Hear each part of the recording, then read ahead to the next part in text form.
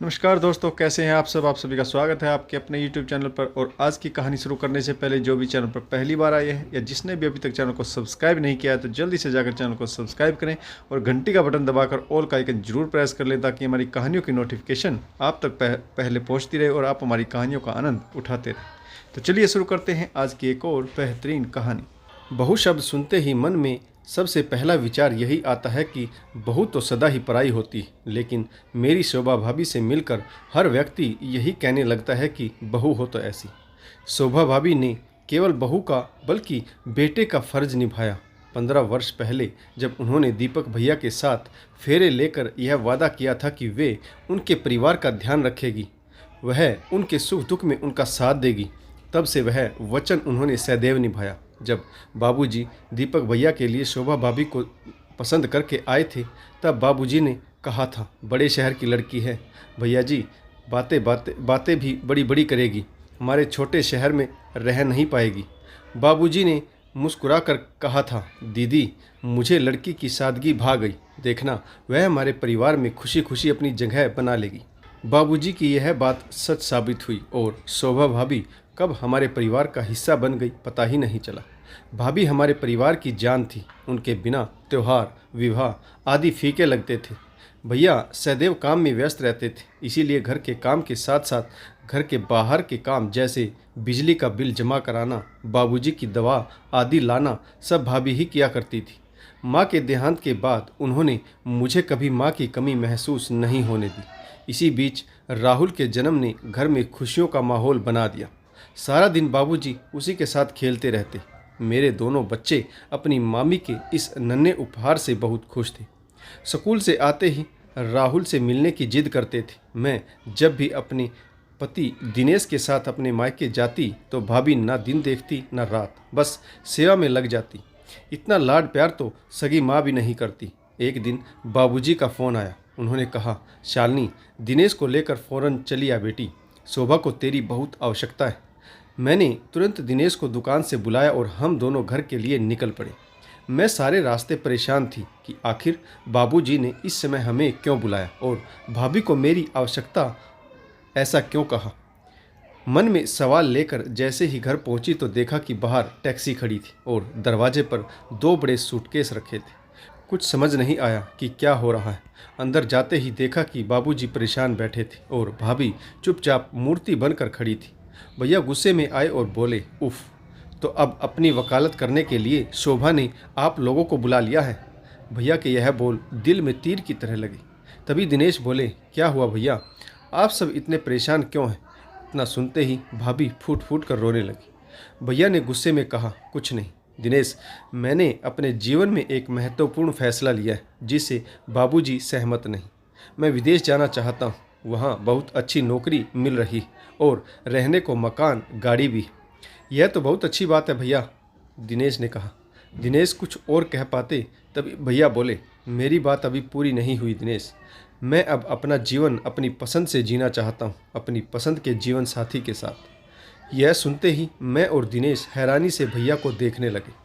भैया ऐसा सोच भी कैसे सकते थे। भैया अपने कार्यालय में काम करने वाली नीला के साथ घर बसाना चाहते थे। शोभा मेरी पसंद कभी थी ही नहीं। बाबूजी के डर के कारण मुझे यह विवाह करना पड़ा, परंतु कब तक मैं इनकी खुशी के लिए अपनी इच्छाएं दबाता रहूँगा। मैं बाबूजी के पैरों पर गिरकर रोती हुई बोली, बाबूजी आप भैया से कुछ कहते क्यों नहीं, इनसे कहिए कि वह ऐसा ना करे। रोकिए इन्हें बाबूजी, रोक लीजिए। चारों ओर सन्नाटा छा गया। काफ़ी सोचकर बाबूजी ने भैया से कहा, दीपक यह अच्छी बात है कि तुम जीवन में सफलता प्राप्त कर रहे हो, पर अपनी सफलता में तुम शोभा को शामिल नहीं कर रहे हो, यह गलत है। मत भूलो कि तुम आज जहाँ हो वहाँ पहुँचने में शोभा ने तुम्हारा भरपूर साथ दिया। उसके प्यार और विश्वास का यह इनाम मत दो उसे, वह मर जाएगी। यह कहते हुए बाबूजी की आंखों में आंसू आ गए। भैया का जवाब तब भी वही था और वह हम सब को छोड़कर अपनी अलग दुनिया बसाने चले गए। बाबूजी सदा यही कहते थे कि वक्त और दुनिया किसी के लिए नहीं रुकती। इस बात का आभास भैया के जाने के बाद हुआ। सगे संबंधी कुछ दिन तक घर आते रहे, दुख व्यक्त कर। बाद में उन्होंने भी आना बंद कर दिया। जैसे जैसे बात फैलती गई वैसे वैसे लोगों का व्यवहार हमारे प्रति बदलता गया। और फिर एक दिन बुआ जी घर आई और जैसे ही भाभी उनके पैर छूने लगी वैसे ही उन्होंने चिल्लाकर कहा, हट बेशरम, अब आशीर्वाद लेकर क्या करेगी? हमारा बेटा तो तेरी वजह से हमें छोड़कर चला गया। बूढ़े बाप का सहारा छीनकर चैन नहीं मिला तुझे, अब क्या जान लेगी हमारी? मैं तो कहती हूँ भैया, इसे इसके मायके भिजवा दो, दीपक वापस चला आएगा। बाबूजी तुरंत बोले, बस दीदी, बहुत हुआ, अब मैं एक भी शब्द नहीं सुनूंगा। शोभा इस घर की बहू नहीं, बेटी है। दीपक हमें इसकी वजह से नहीं, अपने स्वार्थ के लिए छोड़कर गया। मैं इसे कहीं नहीं भेजूंगा, यह मेरी बेटी और मेरे पास ही रहेगी। बुआ जी ने फिर कहा, कहना बहुत आसान है भैया जी, पर जवान बहू और छोटे से पोते को कब तक अपने पास रखोगे? आप तो कुछ कमाते भी नहीं, फिर इन्हें कैसे पालोगे? मेरी सलाह मानो, इन दोनों को वापस भिजवा दो। क्या पता शोभा में ऐसा क्या दोष है जो दीपक इसे अपने साथ रखना ही नहीं चाहता। यह सुनते ही बाबूजी को गुस्सा आ गया और उन्होंने बुआ जी को अपने घर से चले जाने को कहा।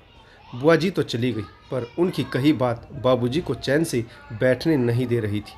उन्होंने भाभी को अपने पास बिठाया और कहा, बस शोभा, रोकर अपने आने वाले जीवन को नहीं जी सकती। तुझे बहादुर बनना पड़ेगा बेटा। अपने लिए, अपने बच्चे के लिए तुझे इस समाज से लड़ना पड़ेगा। तेरी कोई गलती नहीं, दीपक के हिस्से तेरे जैसी सुशील लड़की का प्यार नहीं। तो चिंता ना कर बेटा, मैं हूं ना तेरे साथ और हमेशा रहूंगा। वक्त के साथ भाभी ने अपने आप को संभाल लिया। उन्होंने स्कूल में नौकरी कर ली और शाम को घर पर भी बच्चों को पढ़ाने लगी।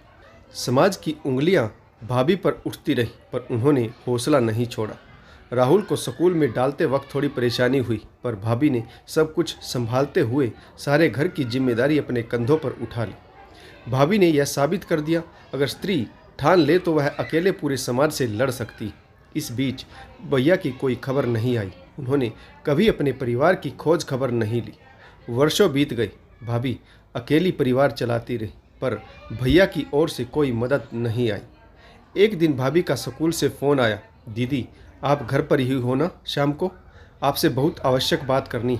हाँ भाभी, आप आ जाना शाम 6 बजे। भाभी मेरे घर पहुंची, थोड़ी परेशान लग रही थी। चाय पीने के बाद मैंने उनसे पूछा, क्या बात है, कुछ परेशान लग रही हो? घर पर सब ठीक है ना? थोड़ा हिचकते हुए वह बोली, दीदी आपके भैया का खत आया है। मुझे अपने कानों पर विश्वास नहीं हो रहा था। इतने वर्षों बाद उन्हें अपनी पत्नी और बच्चों की याद कैसे आ गई? भाभी बोली, ऐसा ना कहो दीदी। आपके भाई भाभी की बात सुनकर दिल को एहसास हुआ, उनके दिल के किसी कोने में आज भी भैया जी के लिए जगह बाकी। मैंने उत्सुक होकर पूछा, क्या लिखा है भैया ने? वह थोड़ा सोचकर बोली, दीदी वे चाहते हैं कि बाबूजी मकान बेचकर उनके साथ विदेश में रहें। मैं दंग रह गई। क्या कहा? बाबूजी मकान बेच दें? भैया ऐसा कैसे कह सकते हैं? अगर बाबूजी ऐसा करना भी चाहेंगे तो मैं उन्हें ऐसा करने नहीं दूंगी। वह मकान बाबूजी के लिए सब कुछ है, मैं उसे कभी बिकने नहीं दूंगी। वह मकान आपका और राहुल का सहारा है। भैया को एहसास भी है, अगर मकान नहीं होगा तो आप लोग कहाँ जाएंगे? आपके बारे में तो नहीं, कम से कम अपने बेटे के बारे में तो सोचते। मेरी बातें सुनकर भाभी चुप हो गई और गंभीरता से सोचने लगी। यह बात उन्होंने अभी तक बाबूजी से छिपा रखी थी। मैंने उनसे कहा, अभी आपको यह बात बाबूजी को बता देनी चाहिए थी। भैया के इरादे ठीक नहीं लग रहे। यह सुनते ही वह डर सी गई। फिर हम तीनों तुरंत घर से निकल पड़े। घर पहुंचकर सारी बातें विस्तार से बाबूजी को बता दी। बाबूजी विचार करने लगे। उनके चेहरे से लग रहा था कि भैया ऐसा करेंगे। उन्हें इस बात की आशा पहले से ही थी। फिर वह दिनेश से बोले, तुम बताओ दिनेश, हमें क्या करना चाहिए?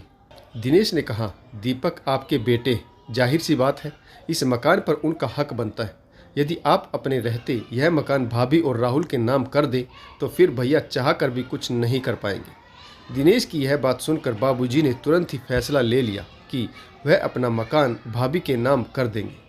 मैंने भी बाबूजी के इस फैसले में मंजूरी दी। उन्हें विश्वास दिलाया कि वे सही कर रहे। ठीक 10 दिन बाद भैया घर पहुंचे और आकर अपना हक मांगने लगे। भाभी पर आरोप लगाने लगे कि उन्होंने बाबूजी के बुढ़ापे का फ़ायदा उठाकर और धोखे से मकान अपने नाम करवा लिया। भैया की कड़ी बातें सुनकर बाबूजी को गुस्सा आ गया। बाबूजी भैया को थप्पड़ मारते हुए बोले, नालायक, कोई तो अच्छा काम किया होता। शोभा को छोड़कर तूने पहली गलती की और अब इतनी घटिया बात कहते हुए तुझे जरा भी लज्जा नहीं आ रही। उसने मेरा फ़ायदा नहीं उठाया, मुझे सहारा दिया है। तुम तो छोड़कर चले गए थे, अलग दुनिया बसा चुके थे। वह हमेशा से अपनी जिम्मेदारियां निभाती आई, वो जिम्मेदारियां जो तुझे निभानी चाहिए थी। आज तुझे अपना बेटा कहते हुए मुझे शर्म आती है। तभी भाभी बोली, दीपक, आप बाबूजी को बुरा मत कहिए, उन्हें दुख मत दीजिए। हम सब की भलाई इसी में है कि आप यहाँ से चले जाएं। भाभी का आत्मविश्वास देखकर भैया दंग रह गए और चुपचाप वापस लौट गए।